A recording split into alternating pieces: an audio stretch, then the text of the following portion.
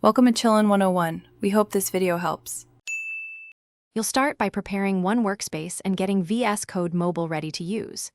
Install and sign in, then grant storage and SSH access so you can reach files and remote hosts. Once done, open a local folder or clone a repository. This is the first actionable step that gets you into the editor. Make sure to enable any cloud sync options if you want settings and extensions to follow you across devices. Now you're ready to move into editing and connectivity. Once your files are open, you'll focus on editing and executing code efficiently on a small screen. Use split view and multi-cursor to change multiple lines. Use search to jump fast. Then open the integrated terminal or connect through SSH to run builds and tests from your device.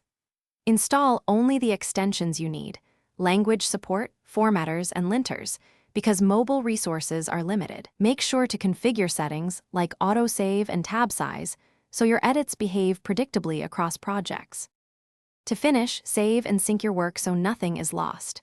Commit and push changes with the source control panel or via terminal. Once pushed, other devices will see updates. Make sure sync is active and back up critical work regularly. If something goes wrong, start troubleshooting. Check SSH keys and permissions, verify network connectivity, and review the app logs for error messages. If a remote host disconnects, reconnect after fixing keys or restarting the SSH agent, and continue where you left off. Thanks for watching. Consider subscribing if we helped you.